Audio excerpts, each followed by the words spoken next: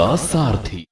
के बाद एक बार फिर से आप सभी का स्वागत है और सीधे आपको ले चलते हैं नई संसद भवन, जहां पर लोकसभा स्पीकर संसद को संबोधित कर रहे हैं। क्या कुछ कह रहे हैं सुन लेते हैं। एक महत्वपूर्ण धरोहर सेंगोल को अध्यक्ष पीठ के समीप स्थापित कर माननीय प्रधानमंत्री जी ने ऐतिहासिक परंपराओं के सम्मान एवं न्यायपूर्ण एवं निष्पक्ष शासन के प्रति अपने संकल्प को दोहराया है। ये नवनिर्मित भवन हमारी समृद्ध संस्कृति, प्राचीन विरासत एवं आधुनिक आकांक्षाओं का अद्भुत संगम है। नए भवन में माननीय सदस्यगण नई तकनीकी प्रौद्योगिकी का उपयोग करके अपनी कार्यकुशलता को बढ़ा पाएंगे।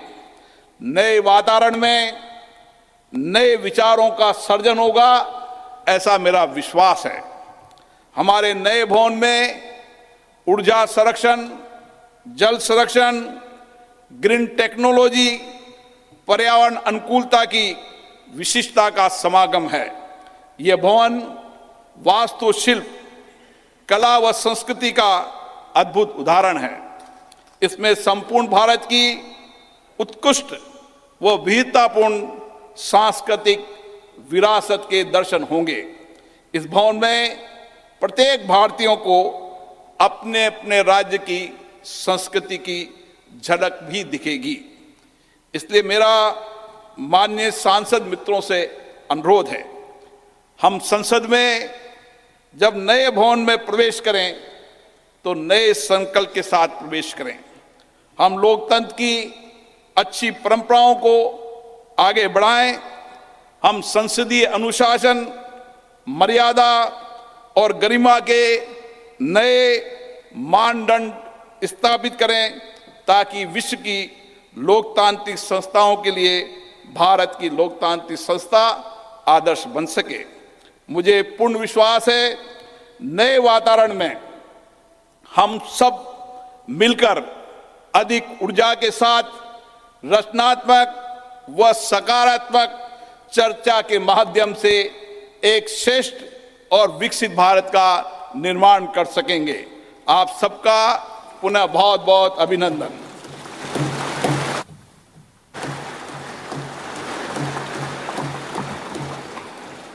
धन्यवाद। लोकसभा के माननीय अध्यक्ष महोदय, आज के इस ऐतिहासिक अवसर पर भारत के डाक विभाग ने स्मारक डाक टिकट जारी करने का निर्णय लिया है। मैं माननीय प्रधानमंत्री जी से अनुरोध करूंगा कि वे स्मारक डाक टिकट जारी करने की कृपा करें।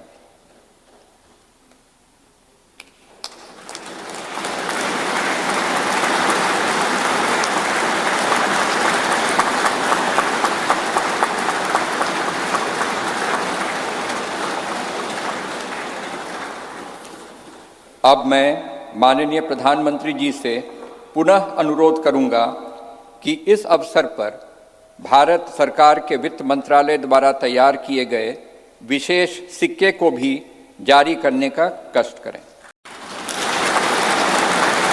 मैं सभी गणमान्य अतिथियों को अवगत करा दूं कि 75 रुपये का यह स्मारक सिक्का भारत सरकार के कोलकाता टकसाल ने चांदी, तांबा, निकेल एवं जिंक धातुओं के मिश्रण से तैयार किया है। धन्यवाद माननीय प्रधानमंत्री जी, माननीय अध्यक्ष लोकसभा एवं माननीय उपसभापति राज्यसभा। संसद के नवनिर्मित भवन के प्रेरणा स्रोत एवं मार्गदर्शक और जिन्होंने पूरे विश्व में भारत का सम्मान बढ़ाया है, ऐसे भारत के माननीय प्रधानमंत्री परम श्रद्धेय श्री नरेंद्र मोदी जी को सुनने के लिए हम सभी आतुर हैं। मैं माननीय प्रधानमंत्री जी से विनम्रतापूर्वक निवेदन करूंगा कि वे इस सभा को अपने विचारों से अनुग्रहित करने की कृपा करें। माननीय प्रधानमंत्री जी।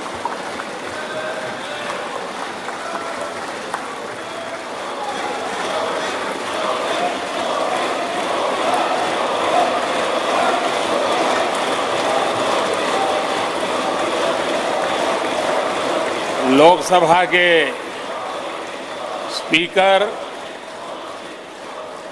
आदरणीय श्री ओम बिरला जी, राज्यसभा के उपसभापति श्री हरिवंश जी, माननीय सांसदगण, सभी वरिष्ठ जनप्रतिनिधि, विशिष्ट अतिथि, अन्य सभी महानुभाव और मेरे प्यारे देशवासियों, हर देश की विकास यात्रा में कुछ पल ऐसे आते हैं जो हमेशा के लिए अमर हो जाते हैं।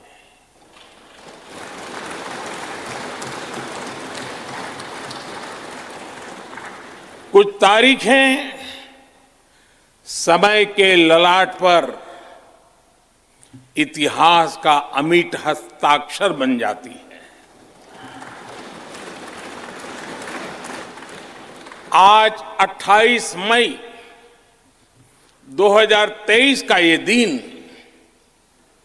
ऐसा ही शुभ अवसर है।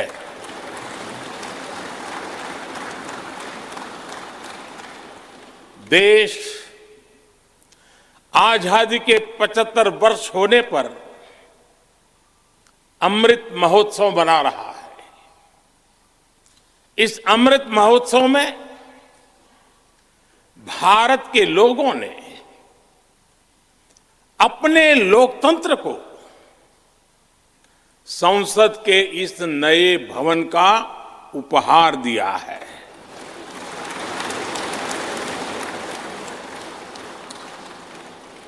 आज सुबह ही संसद भवन परिसर में सर्वपंथ प्रार्थना हुई है।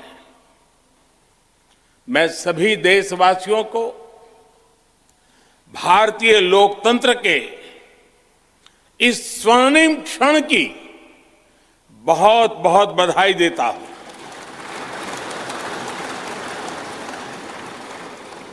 साथियों, ये सिर्फ एक भवन नहीं है,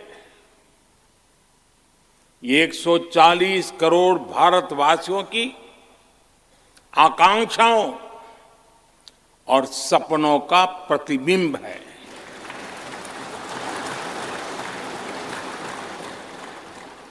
ये विश्व को भारत के दृढ़ संकल्प का संदेश देता हमारे लोकतंत्र का मंदिर है।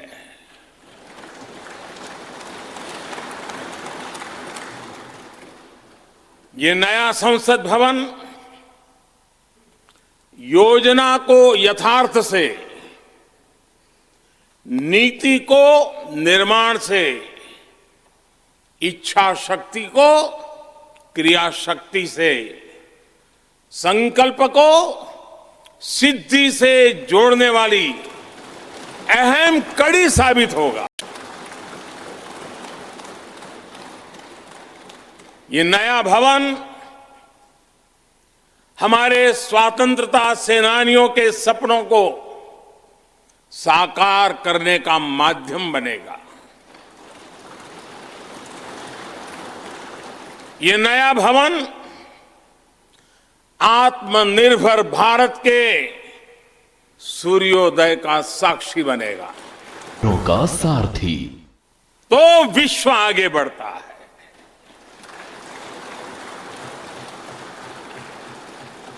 संसद का ये नया भवन भारत के विकास से विश्व के विकास का भी आह्वान करेगा।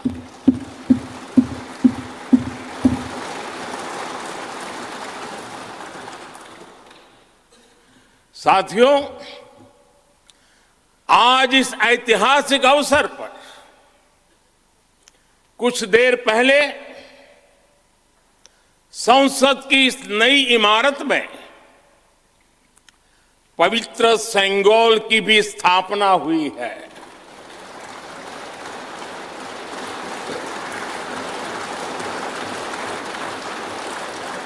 महान चोल साम्राज्य में सेंगोल को कर्तव्य पथ का, सेवा पथ का, राष्ट्र पथ का प्रतीक माना जाता था। राजा जी और आदीनम के संतों के मार्गदर्शन में यही सेंगोल सत्ता के हस्तांतरण का प्रतीक बना था। तमिलनाडु से विशेष तौर पर आए हुए आदीनम के संत आज सुबह संसद भवन में हमें आशीर्वाद देने उपस्थित हुए थे। मैं उन्हें पुनः श्रद्धापूर्वक नमन करता हूं। उनके ही मार्गदर्शन में लोकसभा में ये पवित्र सेंगोल स्थापित हुआ है। पिछले दिनों मीडिया में इसके इतिहास से जुड़ी बहुत सारी जानकारी उजागर हुई है। मैं इसके विस्तार में नहीं जाना चाहता हूं, लेकिन मैं मानता हूं ये हमारा सौभाग्य है कि इस पवित्र सेंगोल को हम उसकी गरिमा लौटा सके हैं, उसकी मान मर्यादा लौटा सके हैं। जब भी इस संसद भवन में कार्यवाही शुरू होगी, ये सेंगोल हम सभी को प्रेरणा देता रहेगा। साथियों, भारत एक लोकतांत्रिक राष्ट्र ही नहीं बल्कि लोकतंत्र की जननी भी है, मदर ऑफ डेमोक्रेसी भी है। भारत आज वैश्विक लोकतंत्र का भी बहुत बड़ा आधार है। लोकतंत्र हमारे लिए सिर्फ एक व्यवस्था नहीं, एक संस्कार है, एक विचार है, एक परंपरा है। हमारे वेद हमें सभाओं और समितियों के लोकतांत्रिक आदर्श सिखाते हैं। महाभारत जैसे ग्रंथों में गणों और गणतंत्रों की व्यवस्था का उल्लेख मिलता है। हमने वैशाली जैसे गणतंत्रों को जीकर दिखाया है। हमने भगवान बसवेश्वर के अनुभव मंटपा को अपना गौरव माना है। तमिलनाडु में मिला 900 ईस्वी का शिलालेख आज भी हर किसी को हैरान कर देता है। हमारा लोकतंत्र ही हमारी प्रेरणा है। हमारा संविधान ही हमारा संकल्प है। इस प्रेरणा, इस संकल्प की सबसे श्रेष्ठ प्रतिनिधि अगर कोई है तो ये हमारी संसद है। और ये संसद देश की जिस समृद्ध संस्कृति का प्रतिनिधित्व करती है, उसका उद्घोष करती है। शेते निपद्यमानस्य, शेते निपस्य मानस्य चराति चर्त भगः चरैवेति चरैवेति चरैवेति। कहने का तात्पर्य, जो रुक जाता है उसका भाग्य भी रुक जाता है, लेकिन जो चलता रहता है उसी का भाग्य आगे बढ़ता है, बुलंदियों को छूता है। और इसलिए चलते रहो, चलते रहो। गुलामी के बाद हमारे भारत ने बहुत कुछ खोकर अपनी नई यात्रा शुरू की थी। वो यात्रा कितने ही उतार चढ़ावों से होते हुए, कितनी ही चुनौतियों को पार करते हुए आजादी के अमृत काल में प्रवेश कर चुकी है। आजादी का ये अमृत काल विरासत को सहेजते हुए विकास के नए आयाम गढ़ने का अमृत काल है। आजादी का ये अमृत काल देश को नई दिशा देने का अमृत काल है।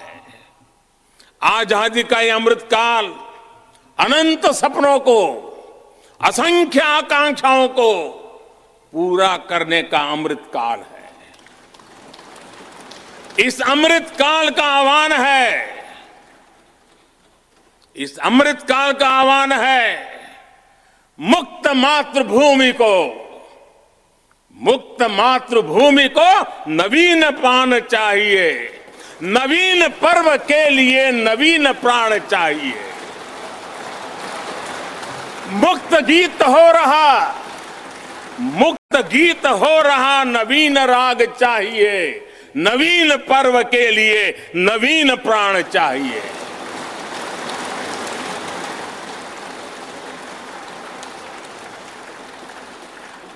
और इसलिए भारत के भविष्य को उज्जवल बनाने वाली इस कार्यस्थली को भी उतना ही नवीन होना चाहिए,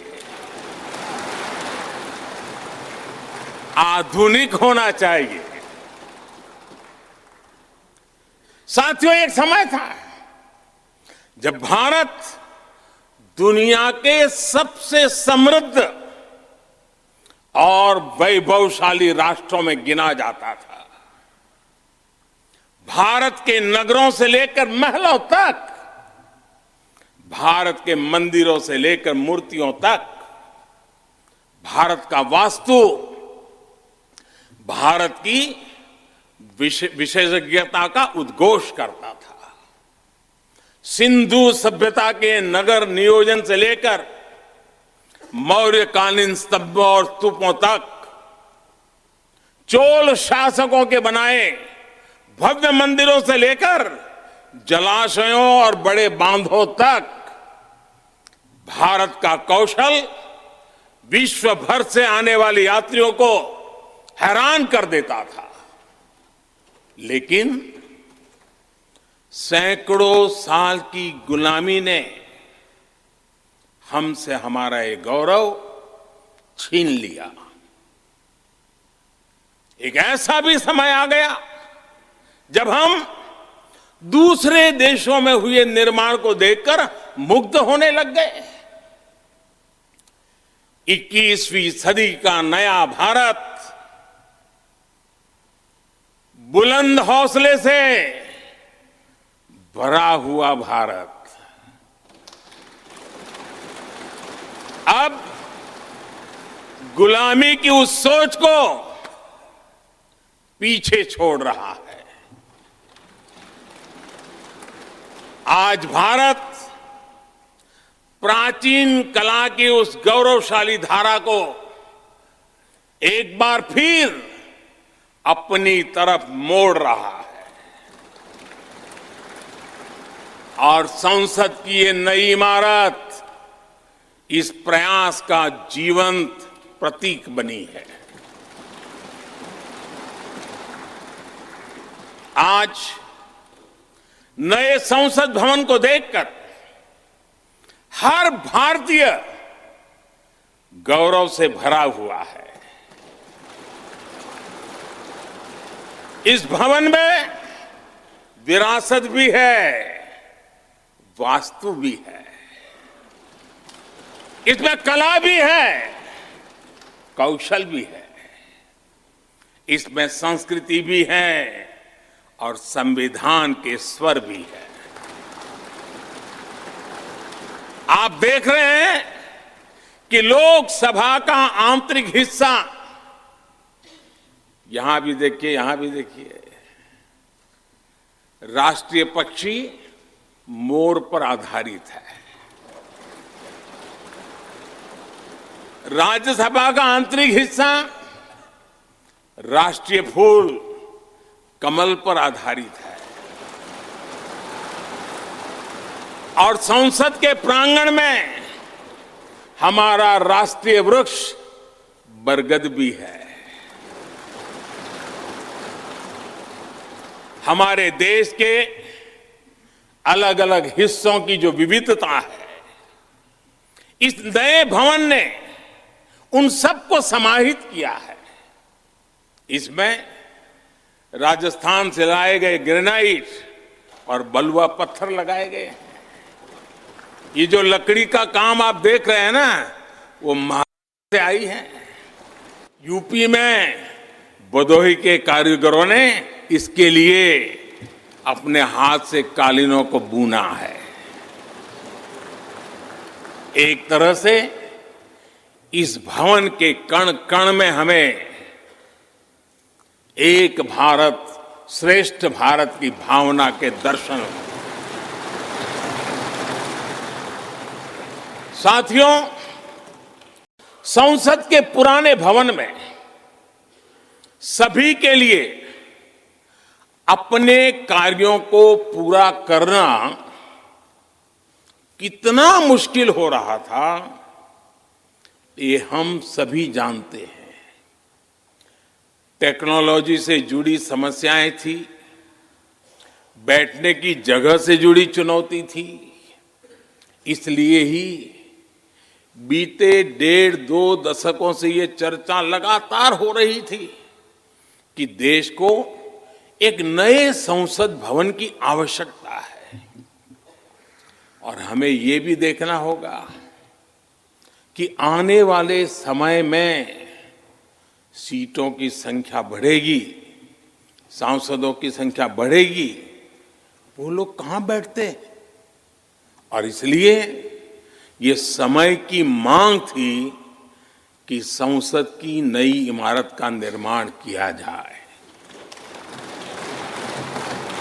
और मुझे खुशी है कि भव्य इमारत आधुनिक सुविधाओं से पूरी तरह लैस है। आप देख रहे हैं कि इस समय भी इस हॉल में सूरज का प्रकाश सीधे आ रहा है। बिजली कम से कम खर्च हो, हर तरफ लेटेस्ट टेक्नोलॉजी वाले गैजेट्स हों, इन सभी का इसमें पूरा ध्यान रखा गया है। साथियों, आज सुबह ही मैं इस संसद भवन को बनाने वाले श्रमिकों के एक समूह से मिला हूं। इस संसद भवन ने करीब 60,000 श्रमिकों को रोजगार देने का भी काम किया है। उन्होंने इस नई इमारत के लिए अपना पसीना बहाया है। मुझे खुशी है कि इनके श्रम को समर्पित एक डिजिटल गैलरी भी संसद में बनाई गई है और विश्व में शायद ये पहली बार हुआ होगा। संसद के निर्माण में अब उनका योगदान भी अमर हो गया है। साथियों, कोई भी एक्सपर्ट अगर पिछले 9 वर्षों का आकलन करे तो पाएगा कि ये 9 साल भारत में नव निर्माण के रहे हैं, गरीब कल्याण के रहे हैं। आज हमें संसद की नई इमारत के निर्माण का गर्व है, तो मुझे पिछले 9 साल में गरीबों के 4 करोड़ घर बनने का भी संतोष है। आज जब हम इस भव्य इमारत को देखकर अपना सर ऊंचा कर रहे हैं तो मुझे पिछले 9 साल में बने 11 करोड़ शौचालयों का भी संतोष है, जिन्होंने महिलाओं की गरिमा की रक्षा की, उनका स्वर ऊंचा कर दिया। आज जब हम इस संसद भवन में सुविधाओं की बात कर रहे हैं तो मुझे संतोष है कि पिछले 9 साल में हमने गांवों को जोड़ने के लिए 4 लाख किलोमीटर से भी ज्यादा सड़कों का निर्माण किया। आज जब हम इस इको फ्रेंडली इमारत को देखकर खुश है तो मुझे संतोष है कि हमने पानी की एक एक बूंद बचाने के लिए 50,000 से ज्यादा अमृत सरोवरों का निर्माण किया है। आज जब हम इस नए संसद भवन की लोकसभा और राज्यसभा को देखकर उत्सव मना रहे हैं तो मुझे संतोष है कि हमने देश में 30,000 से ज्यादा नए पंचायत भवन भी बनाए हैं। यानी पंचायत भवन से लेकर संसद भवन तक हमारी निष्ठा एक ही है, हमारी प्रेरणा एक रही। देश का विकास, देश के लोगों का विकास। साथियों, आपको ध्यान होगा 15 अगस्त को लाल किले से मैंने कहा था यही समय है, सही समय है।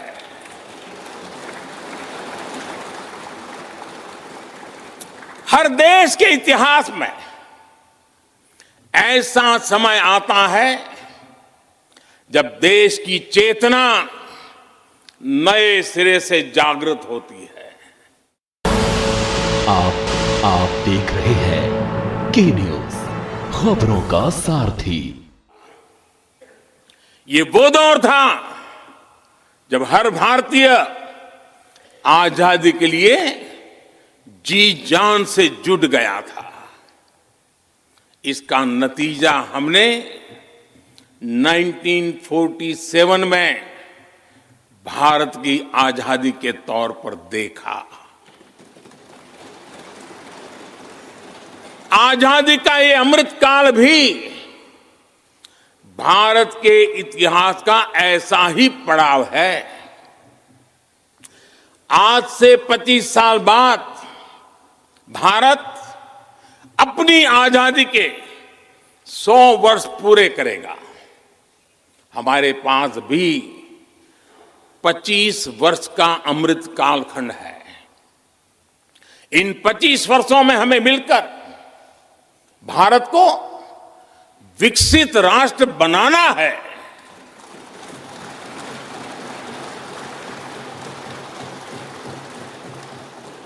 लक्ष्य बड़ा है, लक्ष्य कठिन भी है, लेकिन हर देशवासी को आज इसके लिए जी जान से जुटना ही है।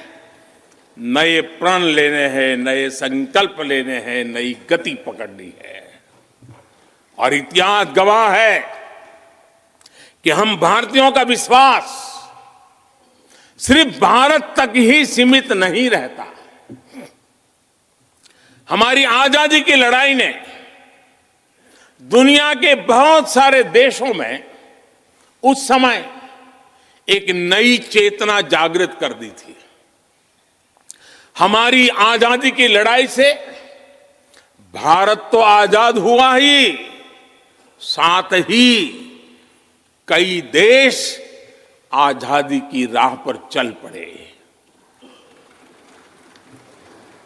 भारत के विश्वास ने दूसरे देशों के विश्वास को सहारा दिया था और इसलिए भारत जैसा विविधता से भरा देश, इतनी बड़ी आबादी वाला देश, इतनी सारी चुनौतियों से लड़ने वाला देश जब एक विश्वास के साथ आगे बढ़ता है तो इससे दुनिया के अनेक देशों को प्रेरणा भी मिलती है।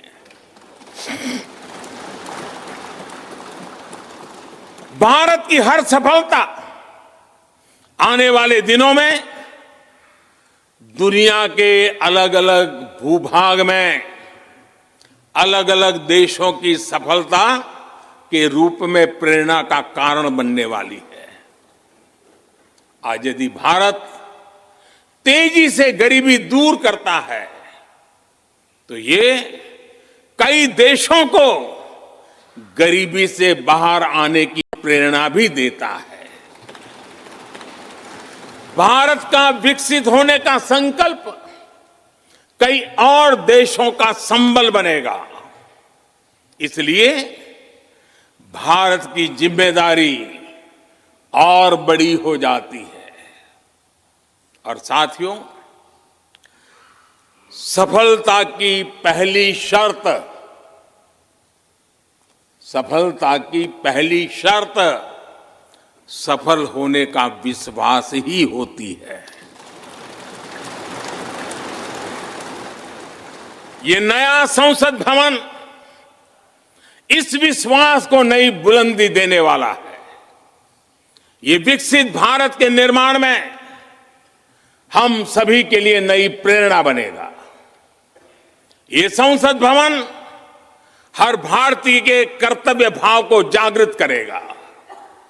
मुझे विश्वास है इस संसद में जो जनप्रतिनिधि बैठेंगे वे नई प्रेरणा के साथ लोकतंत्र को नई दिशा देने का प्रयास करेंगे।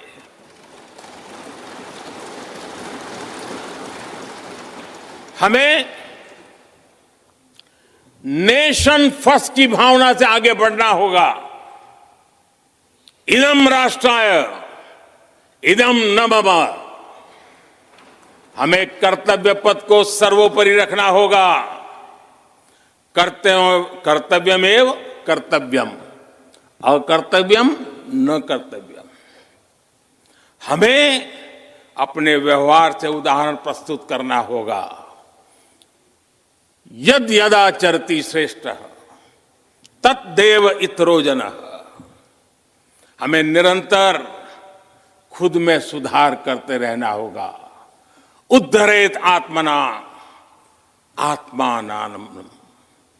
हमें अपने नए रास्ते खुद बनाने होंगे। अपदीवो भवः।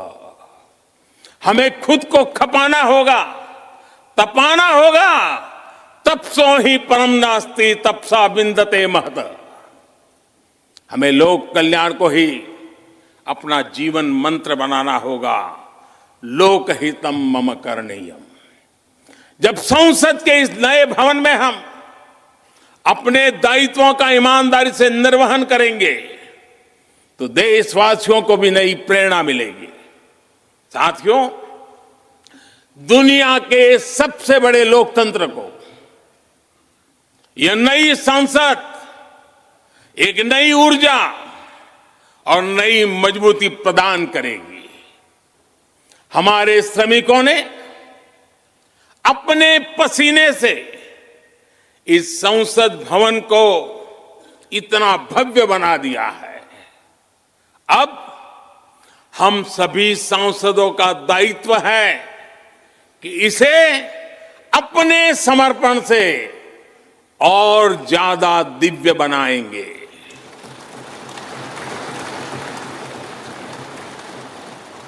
एक राष्ट्र के रूप में हम सभी 140 करोड़ भारतीयों का संकल्प ही इस नई संसद की प्राण प्रतिष्ठा है।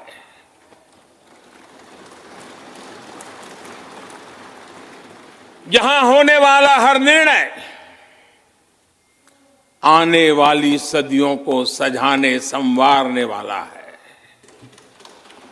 यहां होने वाला हर निर्णय आने वाली पीढ़ियों को सशक्त करने वाला होगा। यहां होने वाला हर निर्णय भारत के उज्ज्वल भविष्य का आधार बनेगा। गरीब, दलित, पिछड़ा, आदिवासी, दिव्यांग के और ये संसद से तस्वीर